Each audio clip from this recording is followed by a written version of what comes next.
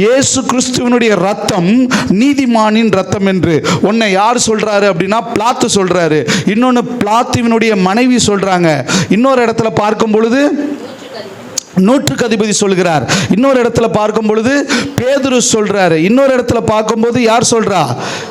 யோவான் சொல்றார். இன்னொரு இடத்துல பார்க்கும்போது ஸ்தேவான் சொல்கிறதை பார்க்கிறோம். ஆமென், அல்லேலூயா. இது இன்னொரு இடத்துல யாக்கோபு சொல்கிறார். இவங்க எல்லாமே என்ன சொல்றாங்க அப்படின்னா ஒன்றே ஒன்று தான், இயேசு கிறிஸ்துவினுடைய ரத்தம் நீதிமானின் ரத்தம். ஆமென்.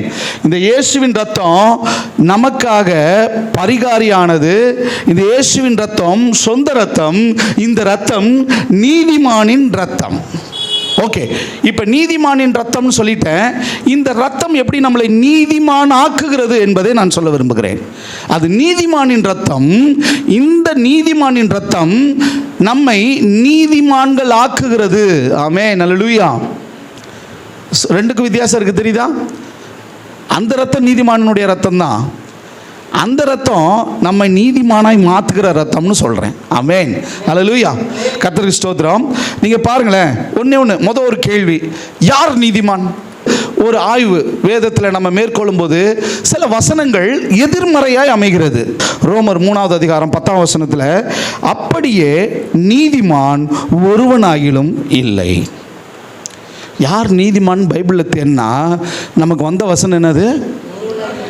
நீ அப்படியே நீதிமான் ஒருவனாகிலும் இல்லை, உணர்வுள்ளவன் இல்லை, தேவனை தேடுகிறவன் இல்லை. இது பழைய ஏற்பாடா புதிய ஏற்பாடா? நான் சொன்னது ரோமரில் பவுல் எழுதுறார். ஆமென்.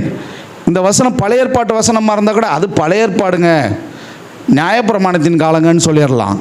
மேட்டர் என்னன்னா நல்லா புரிஞ்சுக்கோங்க. இங்கே பவுல் எழுதுகிறார். என்ன எழுதுகிறார்? ரோமருக்கு எழுதின புத்தகத்தில் பார்க்கிறோம், அந்தபடியே நீதிமான் ஒருவனும் இல்லை. ஆமென். சரி, 12வது வசனத்தை பார்க்கும்போது, எல்லாரும் வழி தப்பி ஏகமாய் கெட்டு போனார்கள். நான் யார் நீதிமான்னு கேட்குறேன். வேதத்தில் பரட்டும்போது அங்கே முன்னாடி நமக்கு தெரிகிறது, நீதிமான் ஒருவனும் இல்லை, எல்லோரும் வழி விலகி ஏகமாய் கெட்டு போனார்கள். சரி, ரோமர் 3:23 எடுத்து பார்க்குறேன். ரோமர் 3:23 பார்க்கும்போது, எல்லோரும் பாவம் செய்து தேவ மகிமையற்றவர்களாகி அப்படின்னு பைபிளில் சொல்லப்பட்டிருக்கு. எல்லோரும் பாவம் செய்து தேவ மகிமை அற்றவர்களாகி. என்னடா நீதிமான் யாருன்னு பார்த்தா, ஒரு பக்கம் எல்லோரும் பாவம் செஞ்சாங்கன்னு இருக்கு, எல்லாரும் தேவ மகிமை அற்றவர்கள்னு இருக்கு, ஏகமாய் வழி தப்பி கெட்டு போனார்கள்னு இருக்கு. சரி, யோபு 25 அப்படியே பழைய ஏற்பாடு ரெஃபரன்ஸையும் பார்க்கும்போது 25வது அதிகாரம் 4வது வசனத்தில் சொல்லப்பட்டிருக்கு, இப்படி இருக்க மனுஷன் தேவனுக்கு முன்பாக நீதிமானாய் இருப்பது எப்படி? ஒரு கேள்வியை வச்சுட்டார் அவர். ஸ்திரீனிடத்தில் பிறந்தவன் சுத்தமாக இருப்பது எப்படி? நீதிமானாக இருப்பது எப்படி? பாருங்கள், ரோமர் 3:20 பார்க்குறோம். இந்த ரோமர் 3:20 இப்படி இருக்க பாவத்தை அறிகிற அறிவு நியாயப்பிரமாணத்தினால் வருகிறபடியால். பாவத்தை அறிகிற அறிவு நியாயப்பிரமாணத்துக்கு முன்னாடி இது பாவம்னே என்ன பண்ணல அவங்களுக்கு, பொதுவாக செஞ்சுக்கிட்டு இருந்தாங்க. இப்போ ஆண்டவர் எல்லாத்தையும் ஒரு வரமுறையை கொண்டு வந்து, ஒரு ஒழுங்கை கொண்டு வந்து, ஒரு கட்டளையை கொண்டு வந்து, ஒரு கற்பனையை கொண்டு வந்து, இதெல்லாம் பாவம் இதெல்லாம் பாவம் இல்லைன்றதை புரிய வச்சுட்டாரு. இப்போ மேட்டர் என்னன்னா, இப்படி இருக்க பாவத்தை அறிகிற அறிவு நியாயப்பிரமாணத்தினால் வருகிறபடியால் எந்த மனுஷனும் நியாயப்பிரமாணத்தின் கிரியைகளினாலே தேவனுக்கு முன்பாக நீதிமானாக்கப்படுவதில்லை. அப்படின்னா என்ன அர்த்தம்னா, நியாயப்பிரமாணம் கொண்டு வந்தாலும் மனுஷன் நீதிமானாக முடியலன்னு அர்த்தம். நான் கேட்ட கேள்வி என்னது? யார் நீதிமான்? இதெல்லாம் பார்க்கும் பொழுது அப்போது எப்படி ஒரு மனிதன் நீதிமானாக முடியும்? எப்படி ஒரு மனிதன் நீதிமானாக முடியும்? பாருங்க, அப்படி என்றால் யார் நீதிமான்? யார் நீதிமான்? வசனம் சொல்கிறது 1 யோவான் 1வது அதிகாரம் 7வது வசனம். இப்போ வேதத்தை எடுங்க, எடுத்து 7வது வசனம் 9வது வசனம், 8 வேணாம். 1 யோவான் 1வது அதிகாரம் 7-9. அவர் ஒளியில் இருக்கிறது போல நாமும் ஒளியிலே நடந்தால் ஒருவரோடொருவர் ஐக்கியப்பட்டிருப்போம். அவருடைய குமாரனாகிய இயேசு கிறிஸ்துவின் ரத்தம் சகல பாவங்களையும் நீக்கி நம்மை சுத்திகரிக்கும். நம்முடைய பாவங்களை நாம் அறிக்கையிட்டால் பாவங்களை நமக்கு மன்னித்து எல்லா அநியாயத்தையும் நீக்கி நம்மை சுத்திகரிப்பதற்கு அவர் உண்மையும் நீதியும் உள்ளவர். கரங்களை தட்டி கர்த்தருடைய நாமத்தை. அப்ப யார் நீதிமான்னா ஒருவனும் கிடையாது. மேட்டர் என்னன்னா, நாம் பாவத்தின் நிமித்தம் நீதியற்றவர்களாய் காணப்பட்டோம். இங்க அவருடைய குமாரனாகிய இயேசு கிறிஸ்துவினுடைய ரத்தம் சகல பாவங்களையும் நீக்கி நம்மை சுத்திகரித்து நம்மை உண்மையும் நீதி உள்ள உண்மாய் மாத்திருக்கு. கரங்களை தட்டி கர்த்தருடைய நாமத்தை. இது உங்களால் உண்டானது அல்ல, உங்களுடைய கிரியைகளினால் உண்டானது அல்ல, உங்க சுய பலத்தினால் உண்டானது அல்ல, உங்க சுய ஞானத்தினால் உண்டானது அல்ல, இல்ல மற்றவர்களால் உங்களுக்கு உண்டானதும் அல்ல, உங்க பெற்றோரால் உங்களுக்கு உண்டானது அல்ல, உங்க நண்பர்களால் உங்களுக்கு கிடைத்தது அல்ல, உங்கள் பிள்ளைகளால் நீங்கள் பெற்றுக்கொள்ளவில்லை, உங்கள் பெற்றோரால் பிள்ளைகள் பெற்றுக்கொள்ளவில்லை. இது தேவனுடைய குமாரனால் மாத்திரம் பெற்றுக்கொண்டது என்று வேதம் சொல்கிறது. நீங்கள் நீதிமானாக்கப்பட்டது. அப்படின்னா யார் நீதிமான்னா அவர் நீதிமான். ஆமென், அல்லேலூயா. யார் நீதிமான்? ஒரு நீதிமானால தான் இன்னொருவனை நீதிமானாக்க முடியும். ஒருவேளை ஒரு மனிதனால இன்னொரு மனிதனை நீதிமான் ஆக்க முடிஞ்சிருந்தா, நல்லா புரிஞ்சுக்கோங்க, அவன் பாவத்தின் நிமித்தம் இன்னொருத்தவனை என்ன பண்ண முடியல, நீதிமானாய் மாற்ற முடியல. எல்லோரும் ஏகமாய் கெட்டு போனார்கள் தான் இருக்கு, நீதிமான் ஒருவனும் இல்லைன்னு தான் இருக்கு. அப்ப ஒரு நீதிமானால எல்லாரையும் நீதிமானாய் மாற்ற முடிஞ்சிருக்கு. ஒரு பாவியால் எல்லாத்தையும் பாவியாக தான் ஆக்க முடியும், நீதிமான் ஆக்க முடியாது. இயேசு அவர் நீதிமானாக இருக்கிறபடினால மற்றவர்களை நீதிமானாய் மாற்றினார். ஆமென், அல்லேலூயா. ஆமென். எத்தனை பேருக்கு நான் சொன்னது புரிஞ்சிச்சு? ஒரு ஆமென் சொல்லுங்களேன். ரோமர் 3வது அதிகாரம் 24வது வசனம் வாசிங்க. ரோமர் 3வது அதிகாரம் 24வது வசனம். இந்த நீதி உங்களுக்கு கிடைச்சது எப்படி தெரியுமா? இலவசமாய் அவருடைய கிருபையினாலே கிறிஸ்து இயேசுவில் உள்ள மீட்பை கொண்டு நீதிமான்கள் ஆக்கப்படுகிறீர்கள். ஆமென். யாருப்பா நீதிமான்னா நல்லா புரிஞ்சுக்கோங்க. இயேசு கிறிஸ்துவின் மீட்பை கொண்டு கிருபையினாலே அவரை கொண்டு நீதிமான்கள் ஆக்கப்பட்டிருக்கிறீர்கள். நான் சொல்றது புரிஞ்சுச்சா? ஒரு ஆமென் சொல்லுங்களேன், ஒரு அல்லேலூயா சொல்லுங்களேன். அல்லேலூயா. அதுவும் இப்போ நான் நீதிமான் ஆகணும் சார், என்ன பண்ணுறது சார், எனக்கு ஏதாவது வழி சொல்லுங்கள் சார் அப்படின்னா, ஓகேப்பா நீ என்ன பண்ணு, ஒரு சீட்டு பாவத்துக்கான ஒரு சீட்டு தருவேன். நீ என்ன பாவம் பண்ண? ஓகே, இந்த பாவத்துக்கு ஒரு 200 ரூபா இந்த வச்சுக்கோ, உன் பாவம் கழுவப்பட்டுருச்சு. நீ நான் இந்த பாவம் பண்ணேன், அதான் இவ்வளோ பண்ணியிருக்கேன், அந்த 10,000 ரூபா வச்சுக்க, உன் பாவம் மன்னிக்கப்பட்டுருச்சு. நீங்கள் செஞ்ச பாவம் இல்லை, நான் அவ்வளோ பெரிய அந்த 1,00,000 ரூபா இந்தா. எந்த பாவத்தை போக்குகிற சீட்டை வச்சு நீங்கள் ஒரு பணத்தை செலுத்தி நீங்கள் பாவ மன்னிப்பை பெற்றுக்கொள்ள முடியாது. மனிதனிடத்தில் போய் என் பாவங்களை முழங்கால் படிட்டு நான் சொன்னோன்னே மனிதன் உன் பாவங்கள் எல்லாம் மன்னிக்கப்பட்டது அப்படின்னா இயேசு இந்த பூமியில் மரித்தது வீணா இருக்குமே. நியாயப்பிரமாணத்தினால் ஒரு மனிதன் நீதிமான் ஆக்குவான் என்று சொன்னால் கிறிஸ்து மரித்தது வீணே. உங்கள் பாவத்தை மன்னிக்க பாஸ்டரால முடியாதுங்க, எந்த பிஷப்பாலையும் முடியாது, எந்த பாதிரியாலையும் முடியாது, எந்த ஃபாதராலையும் முடியாது. புரிஞ்சிச்சா? அப்படின்னா நாங்கள் மண்டையை போட்டு உங்களை நீதிமானாக மாற்றிருக்க முடியுமே? ஆண்டவர் எங்களை பலி செலுத்தி என்ன பண்ணியிருக்கலாம்? ஆண்டவருக்காக இரத்த சாட்சியா மரிக்கிறது வேறு. ஆனா எந்த இரத்தமும் பாவத்திற்கு நிவர்த்தியாக முடியாது. அது ஆட்டுக்குட்டியாகிய இயேசு கிறிஸ்துவால மாத்திரமே முடியும். நல்லா புரிஞ்சுக்கணும். முழங்கால் போட்டு பாதிரியாருக்கு முன்னாடி போய் நின்று பாவம் மன்னிப்பு கேட்டால் உன் பாவம் மன்னிக்கப்பட்டிருன்னு நினச்சினா உன்னை விட முட்டாள் யாரும் கிடையாது. என் பாவத்துக்கு தகுந்தார் போல பணத்தை போட்டு விட்டு உண்டியலில் போட்டு விட்டா என் பாவம் மன்னிச்சிருச்சுன்னா நல்லா புரிஞ்சுக்கோ, அன்பு தேவ பிள்ளையே, உன் பாவம் மன்னிக்கப்படாது. நல்ல ஒரு கடவா பார்த்து சபைக்கு கொடுத்துட்டேன், சர்ச்சுக்கு கொடுத்துட்டேன், பாவத்துக்காக கொடுத்துட்டேன்னா அது பாவ நிவர்த்தி ஆகாது. இயேசுவின் ரத்தம் மாத்திரமே உன்னுடைய என்னுடைய பாவங்களை போக்க வல்லமை உள்ளது. அது மாத்திரம்தான் நம்மை நீதிமான ஆக்க முடியும் அப்படின்னு பைபிள் சொல்லுது. ஆமென். அல்லேலூயா. சொல்றது எத்தனை பேருக்கு புரிஞ்சிச்சு? ஒரு ஆமென் சொல்லுங்க, ஒரு அல்லேலூயா சொல்லுங்க.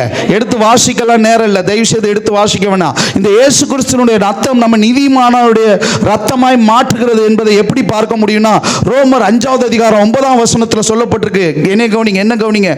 ரோமர் 5:9 இப்படி நாம் அவருடைய ரத்தத்தினாலே நீதிமான்கள் ஆக்கப்பட்டிருக்க கோபாக்கினைக்கு நீங்களாக அவராலே நாம் ரட்சிக்கப்படுவது அதிக நிச்சயமே. நல்லா புரிஞ்சுக்கோங்க, நம்ம தேவனோடு இருந்த உறவை விட்டுட்டோம். ஏன்னா தேவன் ஒளியாய் இருக்கிறார். அந்த ஒளியோடு கூட நாமும் ஒளியாய் ஐக்கியமாய் இருந்தோம். இந்த ஒளி என்னாச்சுன்னா எதை குறிக்கிறதுனா தேவனோடு நமக்கு இருந்த உறவை குறிக்கிறது. எதை குறிக்குது? உறவு குறிக்குது. இந்த உறவு என்னைக்கு முறிக்கப்பட்டதோ பாவத்தின் நிமித்தம் தேவனுக்கு நம்மேல் கோபம் உண்டாயிற்று. என்ன வந்துச்சு? என்ன பாப்பா வந்துச்சு? இப்ப இந்த கோபம் என்னன்னா என்னை ஆக்கினைக்கு பாத்திரவனாய் மாற்றியது. ஆனா இயேசு சிந்தின ரத்தம் தான் தேவனுடைய கோபத்தை தணிச்சு என்ன மறுபடியும் தேவனோடு உறவு கொள்ள வச்சது. ஆமென். மறுபடியும் என்னோடு தேவனோடு உறவுல அந்த ஒளியில. எத்தனை பேருக்கு நான் சொன்னது புரிஞ்சிச்சு? ஒரு ஆமென் சொல்லுங்களேன். ரோமர் 5வது அதிகாரம் 1ஆம் வசனத்தில் பார்க்க முடியும். இவ்விதமாக நாம் விசுவாசத்தினாலே நீதிமான்கள் ஆக்கப்பட்டிருக்கிறபடியால் நம்முடைய கர்த்தராகிய இயேசு கிறிஸ்துவின் மூலமாய் தேவனிடத்தில் சமாதானம். நான் சொன்ன பார்த்தீங்களா, தேவனுக்கு நமக்கு ஒரு கோபம், தேவனுக்கு நம்ம மேல ஒரு கோபம். இந்த கோபம் இயேசு கிறிஸ்துவினுடைய ரத்தத்தினால மறுபடியும் சமாதானமா மாறுச்சு. ஆமென். புரிஞ்சிச்சா? ஒரு ஆமென் சொல்லுங்க. ஆமென். பாவத்தின் நிமித்தம் தேவனுடைய கோபம் நம்ம மேலே வந்தது. இயேசு கிறிஸ்துவின் ரத்தமோ நமக்காக மத்தியஸ்தமாய் நின்று அந்த கோபத்திலிருந்து மறுபடியும் தேவனுடைய சமாதானத்தை கொடுத்துச்சு. அதுதான் நீதிமானின் ரத்தம். அந்த நீதிமானின் ரத்தம் தான் நம்ம நீதிமான் ஆக்குகிற ரத்தம். ஆமென். நான் சொன்னது எத்தனை பேருக்கு புரிஞ்சிச்சு? ஒரு ஆமென் சொல்லுங்க, ஒரு ஹல்லேலூயா சொல்லுங்களேன். ஹல்லேலூயா. இவ்விதமாக பாருங்க, இயேசு கிறிஸ்துனுடைய ரத்தம் என்ன பண்ணிச்சுன்னா தேவனிடத்தில் நமக்கு சமாதானத்தை உண்டு பண்ணியது. ஆமென். ஏசாயா 9:6 பார்க்க முடியும். அவருடைய பேர் என்ன தெரியுமா? இயேசு. அவருடைய இன்னொரு நாமம் சமாதான பிரபு. ஏன் அவரை சமாதான பிரபுன்னு சொன்னாங்கன்னா, தேவனுடைய கோபாக்கினையில் இருந்து மனுகுலத்தை மீட்கிற சமாதான பிரபு அவர்தான். அந்த சமாதானத்தின் ரத்தம் தான் என்ன நீதிமானாய் மாற்ற முடியும். ஆமென். ஹல்லேலூயா. 1 தீமோத்தேயு 2வது அதிகாரம் 5ஆம் வசனத்தில் சொல்லப்பட்டிருக்கு, தேவன் ஒருவரே, தேவனுக்கும் மனுஷனுக்கும் மத்தியஸ்தரும் ஒருவரே. தேவனுக்கும் மனுஷனுக்கும் மத்தியஸ்தராக இருந்து தேவனுடைய கோபம் நம் மீது விழாதபடிக்கு, தேவனுடைய கோபாக்கினைக்கு நாம் பாத்திரமானாகாதபடி தேவனோடு நம்மை சமாதானம் படுத்தி இருக்கிற சமாதான பிரபு இந்த நீதிமானின் ரத்தம். இந்த நீதிமானின் ரத்தம் தான் மனுகுலத்தை நீதிமான் ஆக்குகிற ரத்தம். ஆமென். ஹல்லேலூயா. ஹல்லேலூயா. நான் சொன்னது போல ஃபாதர் உங்களுடைய பாவத்தை மன்னிக்க முடியாது, பாஸ்டராக இருக்கிற நான் மன்னிக்க முடியாது, பிஷப்பா இருக்கிற யாரும் மன்னிக்க முடியாது, போப்பா இருக்கிற யாரும் மன்னிக்க முடியாது. எல்லா பயலுமே பிறந்தது என்ன தெரியுமா? வசனம் சொல்லுகிறது, ஜென்ம சுவாபத்தின்படி என் தாய் என்னை பாவத்திலே கற்பம் தரித்தாள், நான் துர்க்குணத்தில் உருவானேன்.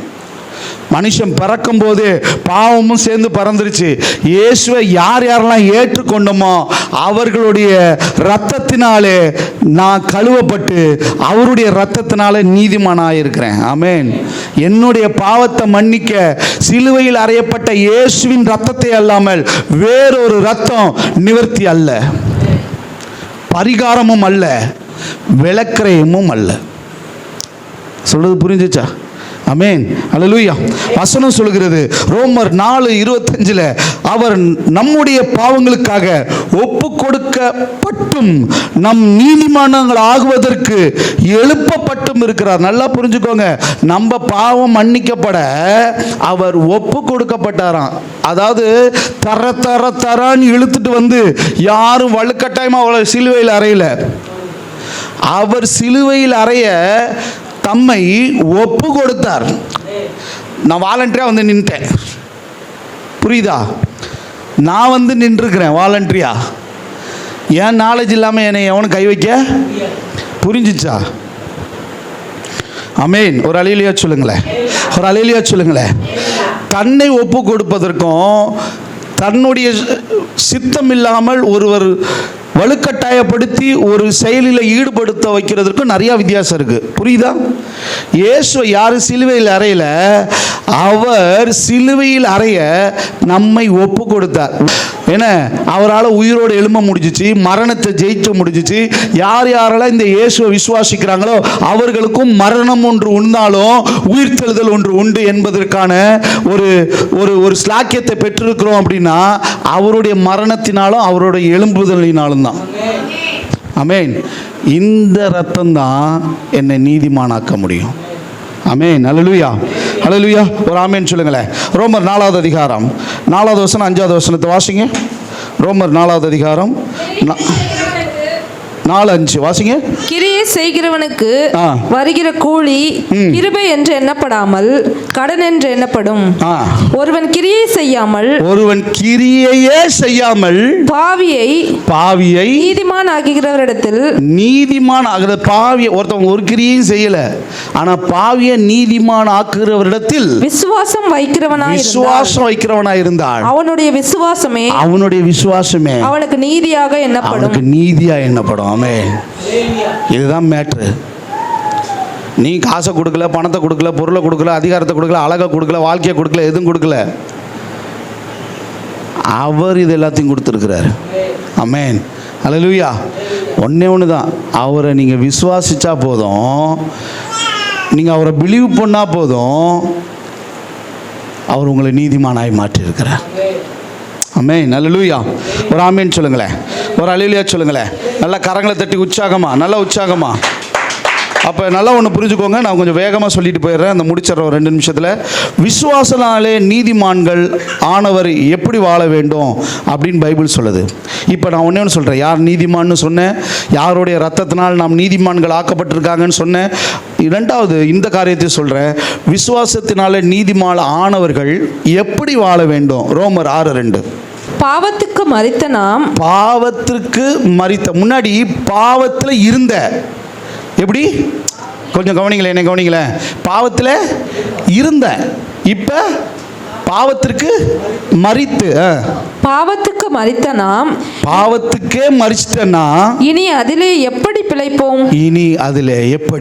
பிழைப்போம்? அப்படின்னா என்ன அர்த்தம் தெரியுமா? எப்பா இயேசுவின் ரத்தத்தினால நீ நீதிமானாக்கப்பட்டுட்ட, இப்போ உங்களை பாவம் இல்லை, பாவத்துக்கே நீ செத்து போயிட்ட. பாவத்துக்கு மரித்து தானே கிறிஸ்து இயேசுவோடு கூட எழும்பணும்னு சொல்லி அங்கே ஞானஸ்தானம் எடுத்தோம். அப்போ பாவத்துக்கு மரிச்ச நீங்கள் மறுபடியும் அந்த பாவத்தை எப்படி செய்ய முடியும்? நீங்கள் ஆல்ரெடி பாவத்துக்கு மரிச்சிட்டீங்களே. அப்போ நான் பாவத்துக்கு மரித்தவன், நான் எப்படி அதில் பிழைக்க முடியும்? அதை தாண்டி மறுபடியும் எனக்குள்ள பாவம் இருந்துச்சுன்னா, நல்லா புரிஞ்சுக்கோங்க, உங்கள் விசுவாசத்தை இல்லை உங்கள் ரட்சிப்பை இல்லை உங்கள் ஞானஸ்தானத்தை இல்லை உங்களுடைய தேவனோடு இருக்கிற ஐக்கியத்தில் ஏதோ என்ன இருக்குது, பிரச்சனை இருக்குதுன்னு அர்த்தம். நான் சொன்னது போல் நான் சரீரத்தில் என்ன பண்ணிட்டேன், ஞானஸ்தானம் எடுத்துட்டேன், இல்லை நான் ரட்சிக்கப்பட்டுட்டேன். நான் இன்னும் என் ஆத்மாவில் என்ன பண்ணலை, நான் ஆவியில் ரட்சிக்கப்பட்டுட்டேன், என் ஆத்மா இன்னும் புரிஞ்சா. பழைய மனுஷன் அப்பப்போ வந்துட்டு போகிறான்னா என்ன அர்த்தம்? ரட்சிப்பில் ஏதோ பிரச்சனை இருக்குன்னு அர்த்தம். ஆமென். அல்லேலூயா. சரி, ரோமர் 8 ஒன்று இதில் வாசிக்கும் போது பார்த்தீங்கன்னா மாம்சத்தின்படி நடவாமல் ஆவியின்படி நடக்கிறவர்கள். ஆமென். 5வது வசனத்தை வாசிங்களா. ரோமர் 8வது அதிகாரம் 5வது வசனம்.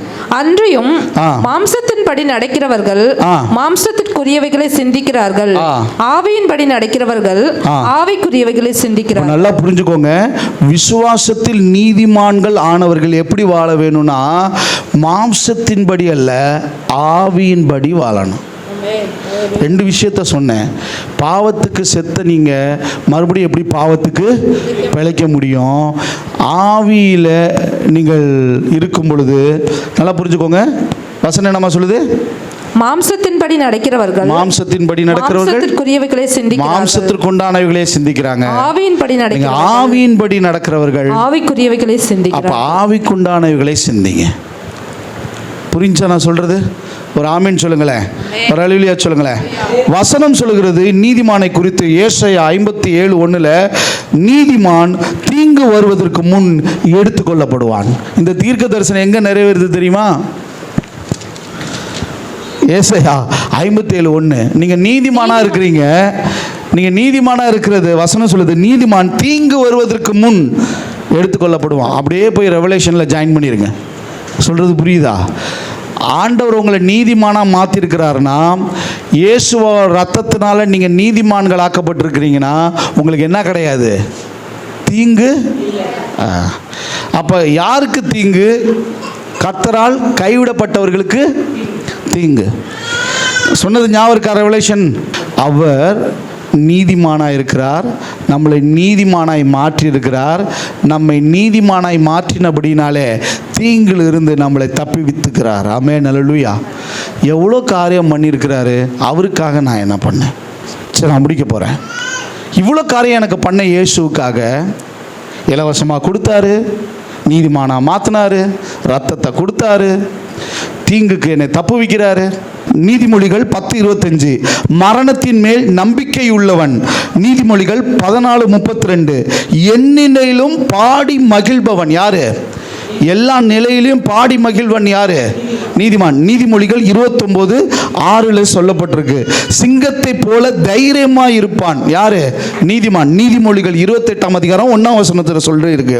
நன்மையை பலனாய் பெறுபவன் யாரா?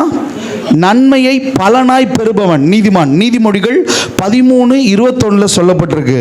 கர்த்தரால் சிநேகிக்கப்படுகிறவன் யாரு? நீதிமான். சங்கீதம் 146:8 சொல்லப்பட்டிருக்கு. ஆமென், அல்லேலூயா. அப்ப நீதிமான் என்பவன் இவ்வளோ காரியம், 6 காரியம் சொல்லப்பட்டிருக்கு பைபிளில். இப்படிலாம் இருக்கணும். 2வது, நீதிமானாய் வாழும்போது கிடைக்கிற ஆசீர்வாதம் என்ன தெரியுமா? நீதிமான் ஜெபத்தை கர்த்தர் கேட்பார். நீதிமொழிகள் 15:29 சொல்லப்பட்டிருக்கு. நீதிமானின் ஊக்கமான ஜெபம் மிகவும் பலனுள்ளதாக இருக்கும். யாக்கோபு 5வது அதிகாரம் 16ஆம் வசனத்தில் சொல்லப்பட்டிருக்கு. நீதிமானுக்கு ஒரு கேடும் வராது. நீதிமொழிகள் 12:21 சொல்லப்பட்டிருக்கு. நீதிமான் அசைக்கப்படுவது இல்லை. நீதிமான் அசைக்கப்படுவது இல்லை. நீதிமொழிகள் 10வது அதிகாரம் 30ஆம் வசனத்தில் சொல்லப்பட்டிருக்கு. நீதிமானின் சிரசின் மேல் ஆசீர்வாதங்கள் தங்கும் அப்படின்னு நீதிமொழிகள் 10:6 சொல்லப்பட்டிருக்கு. நீதிமான் கூடாரங்களில் இரட்சிப்பின் சந்தோஷம் இருக்கும். சங்கீதம் 118:15 சொல்லப்பட்டிருக்கு. நீதிமானை கர்த்தர் தாங்குவார். சங்கீதம் 37:17 சொல்லப்பட்டிருக்கு. நீதிமானை கர்த்தர் பசியினால் வருந்த விட மாட்டார். வசனம் சொல்லுகிறது. நீதிமொழிகள் 10:3 சொல்லப்பட்டிருக்கு. ஒரு ஆமேன் சொல்லுங்களேன், ஒரு அல்லேலூயா சொல்லுங்களேன். ஆமேன். சொன்னது புரியுதா? நீதிமான் எப்படி இருப்பான்? நீதிமான் எப்படி வாழுவான்? நீதிமான் வாழும்போது வசனம் சொல்லுகிறது நீதிமானாய் வாழும்போது என்னன்னா சமாதானம் கிடைக்கும். சங்கீதம் 37:37 சொல்லப்பட்டிருக்கு. நீதிமானாய் வாழும்போது நம்பிக்கை பிறக்குமா வசனம் சொல்லுகிறது. நீதிமொழிகள் 23:18. அது மட்டும் இல்லாமல் நீதிமானாய் வாழும்போது மகிமை உண்டாகும். சங்கீதம் 73:24 சொல்லப்பட்டிருக்கு. நித்திய ஜீவன் கிடைக்கும். ரோமர் 6:22 சொல்லப்பட்டிருக்கு. இளைப்பாறுதல் கிடைக்கும். தானியேல் 12:13 சொல்லப்பட்டிருக்கு. உயிர்த்தெழுதலின் மறுரூபமாவோம் அப்படின்னு 1 கொரிந்தியர் 11:51 சொல்லப்பட்டிருக்கு. அது நீதிமானாய் வாழும்போது இவைகள்லாம் நமக்கு கிடைக்குது. அப்போ நீதிமானாய் வாழும்போதும் கிடைக்கும் பலன் என்ன தெரியுமா? செழிப்பான வாழ்வு, உபாகமம் 8:7. கனியுள்ள வாழ்வு, உபாகமம் 8:8. புஷ்டியான வாழ்வு, உபாகமம் 8:8. நிறைவுள்ள வாழ்வு, உபாகமம் 8:9. உறுதியுள்ள வாழ்வு, உபாகமம் 8:9. நன்றி உள்ள நல்வாழ்வு, உபாகமம் 8:10. இதெல்லாம் நீதிமானாய் வாழும் பொழுது கிடைக்கும் பலன் என்று பைபிளில் சொல்லப்பட்டிருக்கு. ஒரு ஆமேன் சொல்லுங்க, ஒரு அல்லேலூயா சொல்லுங்க. எப்படி நீதிமானாக்கப்படுகிறோம் அப்படின்னா தெளிவாய் சொல்கிறது, தேவனால் நீதிமானாக்கப்படுகிறோம். ரோமர் 8:33. ரெண்டாவது, இயேசு கிறிஸ்துவினுடைய இரத்தத்தினாலே நாம் நீதிமானாக்கப்படுகிறோம். அப்போஸ்தலர் 13ஆம் அதிகாரத்தில் பரிசுத்த ஆவியினாலே நீதிமானாக்கப்படுகிறோம். ரோமர் 5:19 நம்மை தாழ்த்துகிறதினால் நீதிமானாக்கப்படுகிறோம். லூக்கா 18:13. ஆமென், அல்லேலூயா. அப்போ நீதிமானாக்கப்படுதல்னும் போது நல்லா புரிஞ்சுக்கணும், அதுக்குள்ளே இவ்வளோ. ஒரு ஆமேன் சொல்லுங்களேன், ஒரு அல்லேலூயா சொல்லுங்களேன். ஆமேன், அல்லேலூயா. சரி, நல்லா இந்த காரியங்கள் எல்லாமே உங்களுக்கு பிரயோஜனமாக இருந்திருக்கும்னு நான் நினைக்கிறேன். நான் சொன்னது மறுபடியும் உங்களுக்கு ஒரு சின்ன ரிவைஸ் சொல்லிடுறேன். நீதிமானின் ரத்தம், இயேசுவின் ரத்தம். இந்த நீதிமானுடைய ரத்தம் நம்ம நீதிமானாய் மாற்றுகிற ரத்தம். எப்படி நம்ம நீதிமானாய் மாற்றுகிறது? யார் நீதிமான்னு சொன்னேன், யாருடைய ரத்தத்தினால் நாம் நீதிமான் ஆக்கப்படுகிறோம்ன்றதை சொன்னேன்.